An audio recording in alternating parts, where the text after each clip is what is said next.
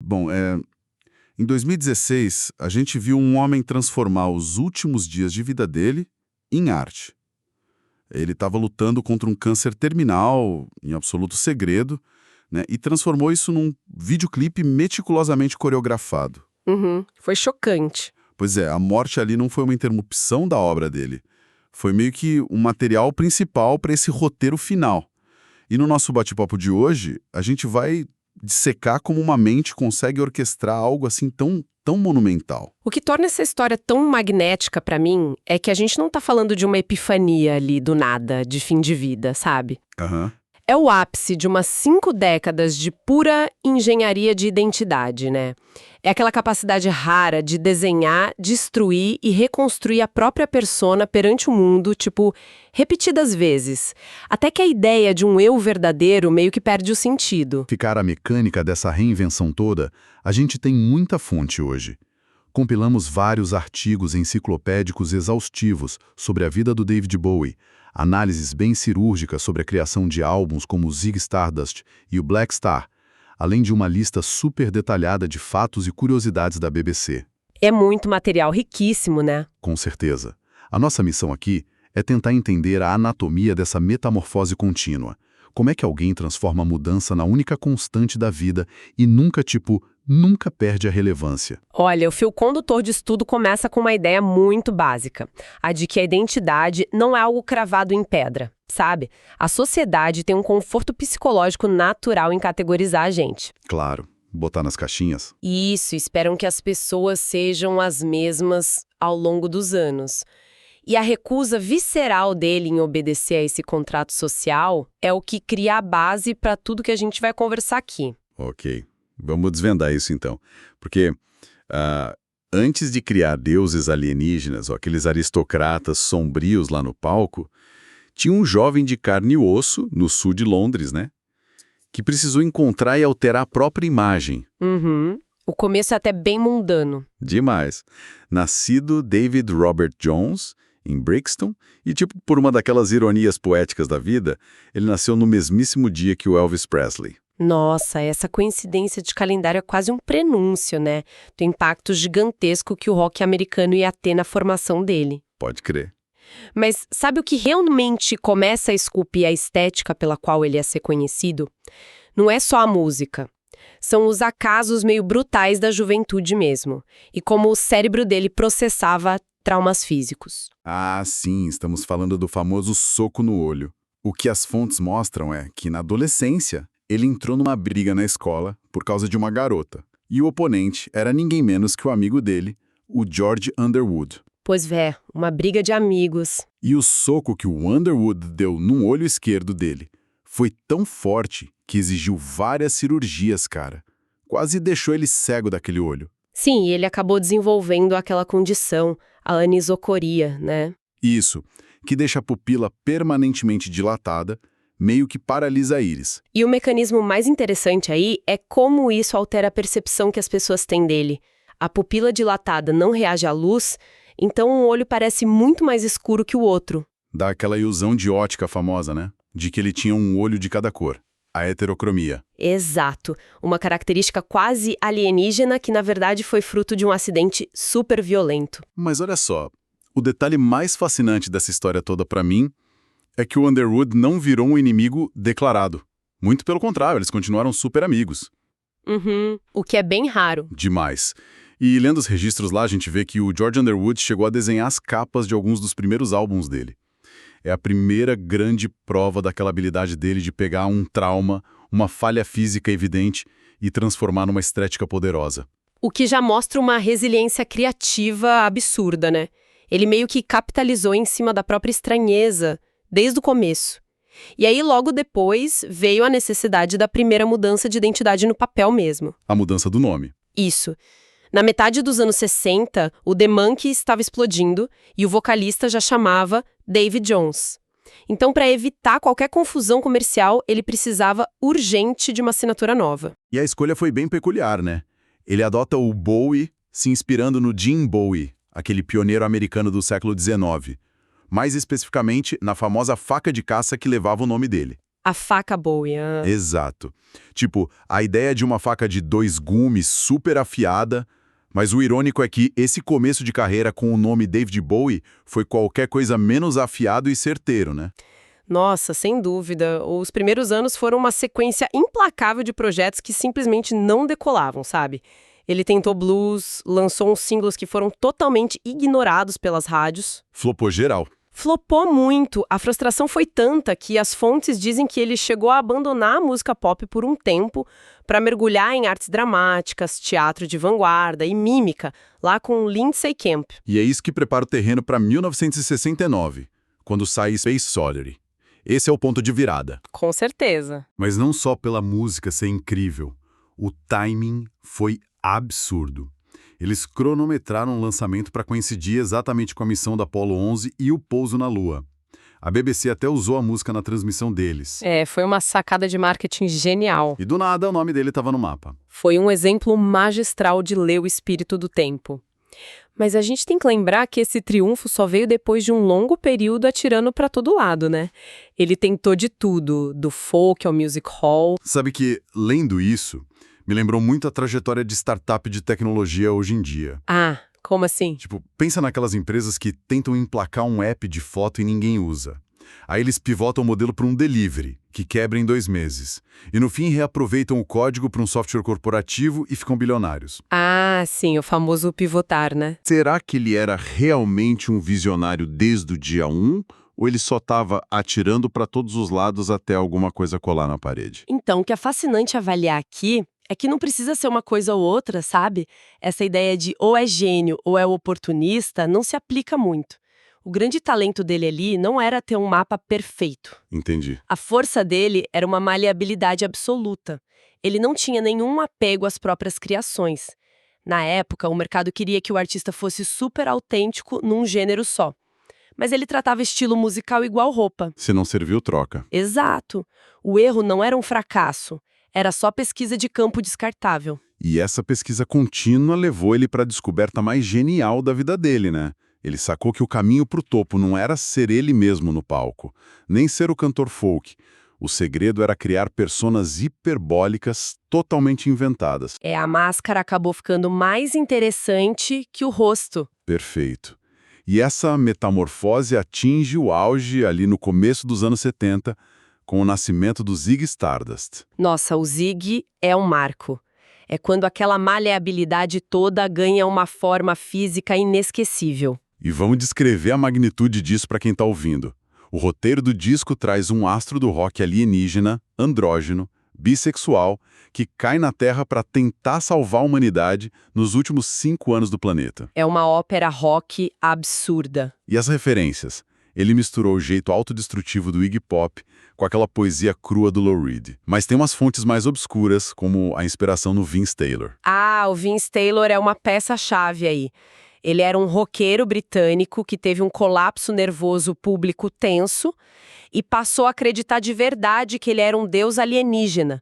O Bowie pegou essa tragédia psiquiátrica e transformou em puro pop. O nível de observação dele era bizarro, até o nome Ziggy veio do nada. De uma placa, né? Isso. As fontes contam que ele estava num trem, olhou pela janela e viu uma alfaiataria chamada Ziggy's. Como o disco focava muito em roupa, moda, visual, ele achou que seria a piada interna perfeita. E a estética se consolidou naquela capa épica do disco, aquela rua chuvosa, a Haddon Street, lá em Londres, ele embaixo de um letreiro escrito Key West. Parece cena de filme de ficção científica, mas era a cidade real. Exatamente. A genialidade do Ziggy foi jogar temas como androginia e indefinição sexual direto no entretenimento de massa. O impacto na sociedade britânica foi tectônico, sabe? Em 72, ele dá aquela entrevista histórica para Melody Maker declarando que era bissexual. O que, para uma geração inteira que se sentiu marginalizada, foi um grito de liberdade colossal. Só que, e aqui as fontes trazem um contraponto interessante. Se a gente avançar para 1983, ele chama essa declaração de o maior erro que ele já tinha cometido. É uma retratação bem controversa. Mas justificada por uma questão muito pragmática. O puritanismo do mercado americano estava bloqueando ele nas grandes rádios e nas arenas. Então ele recuou. O que mostra de novo como ele ajustava a própria narrativa dependendo do clima cultural e até financeiro, né? Mas voltando para o Zig, o problema é que essa maleabilidade cobrou um preço caríssimo. A imersão nele na persona saiu do controle criativo e virou quase uma perda de sanidade. Ele não conseguia mais sair do personagem. Não conseguia. Interpretar um messias alienígena toda noite começou a invadir a realidade dele. O Zig parou de ser só uma roupa de palco. O Zig é que estava dando entrevista, que estava ditando como ele agia em casa. Cara, aqui é que a coisa fica realmente interessante e assustadora. É tipo você colocar um óculos de realidade virtual. Um simulador pesado. Isso, com gráficos surreais. Nos primeiros dias, você sabe que é mentira. Mas se o negócio trava no seu rosto de forma permanente, chega uma hora que o seu cérebro esquece o que é real. A mente reescreve a realidade para não colapsar. É uma analogia perfeita para o custo psicológico disso. O sistema límbico dele não distinguia mais a ficção da realidade. E para não enlouquecer de vez, ele teve que tomar uma decisão drástica em 73. Aquela aposentadoria no Hammersmith Odeon. Isso, a criação teve que ser morta no palco para que ele pudesse sobreviver. Ele chocou a plateia e simplesmente encerrou o personagem ali. Mas a ironia cruel é que tirar o Zig de cena não trouxe paz. O espaço vazio foi preenchido por coisas ainda mais sombrias. E aí a gente chega no meio dos anos 70, na fase do álbum Station to Station, e na persona do Duque branco e magro, o Thin White Duke. E esse é um capítulo que a gente precisa analisar com bastante distanciamento, sabe? Porque a criação do Duke aconteceu em Los Angeles num período de dependência química assustadora. A dieta dele era bizarra. As fontes relatam isso com detalhes. Sim, quantidades industriais de cocaína, acompanhadas basicamente por leite e pimentão. Que loucura. Isso causou uma degradação física enorme e uma paranoia muito aguda, que só piorou com o interesse dele por ocultismo e essas coisas. E a gente tem que abordar isso de forma bem imparcial, reportando o que está nas fontes. Naquela época, a mídia registrou incidentes com um peso político bem sério. Durante uma turnê, ele deu declarações na Suécia, onde expressava ali um apoio teórico a um governo fascista na Grã-Bretanha. E logo depois teve o episódio da Estação Victoria, em Londres. Aquele da fotografia no carro aberto? Exato. Uma foto onde ele está acenando para o público e muita gente na mídia da época caracterizou como uma saudação nazista. É uma questão histórica bem delicada. Com certeza. E os registros mostram que depois, quando ele estava sóbrio, ele expressou um arrependimento público super profundo por tudo isso. A justificativa que ele deu, que está documentada, é que ele estava vivendo num estado prolongado de psicose severa. Pelas drogas, né? Sim, a mente dele estava totalmente desconectada da realidade. O Duque Branco era uma persona oca, fria, e ele acabou sendo devorado por isso. E quando o Castelo de Cartas chega nesse nível de desespero, a única saída é implodir tudo. Ele precisava fugir da máquina de triturar que a fama e a cidade de Los Angeles tinham virado. Então, no final de 76, ele se exila voluntariamente. E o destino é Berlim Ocidental. É dividida pelo muro, né? Em plena Guerra Fria. Ele vai dividir um apartamento com o Iggy Pop para tentar limpar o organismo, fugir do vício e das drogas pesadas. E musicalmente, essa mudança para um lugar tão opressivo gerou um resultado incrível. É ali que nasce a trilogia de Berlim, os discos Low, Heroes e Lodger, com o Tony Visconti e o Brian Eno. Eles jogaram a estrutura do rock no lixo. Tiraram a guitarra alta, colocaram sintetizadores alemães, entraram no krautrock na música ambiente, as letras ficaram super escassas. O foco virou o ambiente em volta. A música Heroes é o melhor exemplo disso. Ele não tirou a letra de uma fantasia. Ele via da janela do estúdio dois amantes que arriscavam a vida cruzando aquele ambiente cheio de guardas para se beijar no muro de Berlim. É sobre tentar manter a humanidade num lugar totalmente hostil. Isso marca uma mudança, sabe? Ele para de cavocar a própria cabeça no palco e passa a olhar para fora, adotando um minimalismo super rigoroso. Mas, peraí, isso levanta uma questão que me bateu muito forte lendo o material. A crítica chama isso de minimalismo rigoroso, de estética da ausência.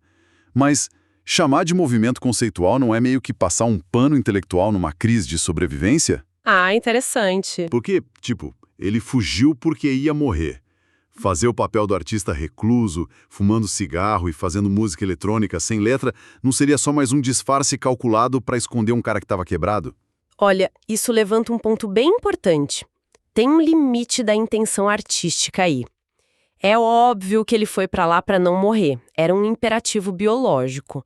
Mas a forma como ele respondeu a isso foi muito pensada. Foi curada, né? Exato. Se no glam rock a máscara dele sangrava no palco, em Berlim ele construiu uma barreira. O som frio e sem letra era tipo uma armadura nova. O vazio virou o personagem perfeito para proteger ele. E essa capacidade de usar até a ausência como matéria-prima leva a gente para um salto temporal enorme, direto para o último ato dele. O controle absurdo da narrativa até o último suspiro. Em 2004, ele sofre um ataque cardíaco fulminante nos bastidores de um show na Alemanha. Um susto gigantesco. Demais. Teve que operar e isso iniciou um hiato de quase 10 anos longe dos holofotes. Foi um silêncio que estabeleceu um novo controle. Mas o teste definitivo vem em 2014. O diagnóstico de câncer de fígado. E ele escondeu isso de todo mundo, né? Totalmente. Em vez de vender manchete ou fazer turnê de despedida, ele manteve um sigilo absoluto por 18 meses. E nesses meses de dor e tratamento, ele canalizou energia para o estúdio lá em Nova York, que é da onde sai o álbum Black Star. Mas o que me deixa assim estupefato não é só gravar doente, é a escolha dos músicos. Não foi uma banda de rock convencional. Nada disso. Ele recrutou um quarteto de jazz nova-iorquino liderado pelo saxofonista Donnie McCaslin. Uma galera acostumada a improvisar solta. O que mostra uma genialidade na desconstrução. O produtor, o Visconti, explicou isso muito bem. Se ele chamasse roqueiros de estúdio, ia soar só como velhos roqueiros tentando tocar jazz, entende? Iam ficar engessados. Exato. Mas pegando músicos de jazz e forçando eles a tocar um rock de vanguarda, a música vira do avesso. As baterias parecem quebradas, a harmonia é claustrofóbica e, detalhe, a banda nem sabia a gravidade da doença dele durante as sessões. Incrível. E aí vem aquele golpe de mestre do cronograma. O disco sai no mundo todo no dia do aniversário de 69 anos dele, no dia 8 de janeiro de 2016. A crítica aclamando o final de semana inteiro e 2 dias depois, o comunicado da morte dele quebra a internet e choca o mundo inteiro. Foi o que o Visconti chamou de um presente de despedida perfeitamente planejado. As pistas estavam todas lá, especialmente no clipe de Lazarus. Aquele clipe é assombroso. Lançado dias antes, mostra ele numa cama de hospital, os olhos vendados, com botões no lugar dos olhos, cantando "Olha aqui pra cima, estou no céu". E no final, ele entra num armário escuro e fecha a porta. É de dar calafrios. Muito. E a genialidade disso é que, na biografia da maioria dos artistas, a morte interrompe a arte, né? É o romance inacabado, o show cancelado. Mas ele hackeou o sistema. A falência do corpo virou a própria obra de arte. Ele ditou a última palavra. E se a gente conectar o impacto do Black Star com essas 5 décadas todas, a grande lição é que ele retomou o controle da narrativa bem na hora da maior vulnerabilidade que um ser humano pode ter. Perfeito. Ele não deixou tabloide tirar foto dele doente, ele transformou a doença em som e imagem, tudo orquestrado igualzinho ele fazia nos anos 70. E isso nos traz para o ponto crucial que quem acompanha a gente hoje precisa levar dessa história. A gente vive nessa era de curadoria digital o tempo todo, numa ansiedade de manter uma identidade coerente no Instagram, no TikTok, imutável, né? Sim, tem uma pressão enorme. Pois é. E a trajetória dele quebra isso de um jeito muito libertador. Ele mostra que a identidade não é um bloco de concreto que a gente carrega até o túmulo. É argila. Se a pele atual apertar, se o ciclo acabar, a gente tem permissão para destruir o que era e desenhar algo novo. E as fontes trazem um último detalhe sobre isso, que é lindíssimo e que vira tudo que a gente sabe dele de cabeça para baixo. Qual seria? A gente passou essa conversa inteira falando de personas gigantes, escândalos, palcos mundiais, os maiores egos da cultura pop. Mas no íntimo, a bússola dele apontava para o esvaziamento. Lá no começo, ele estudou na Tibet House em Londres. Ele quase virou monge budista, né? Sim, ele só não fez os votos porque os líderes espirituais disseram que a música seria um caminho melhor para ele. Ele até tinha uma tatuagem da oração da serenidade em japonês. E no testamento final ele não pediu um monumento nenhum.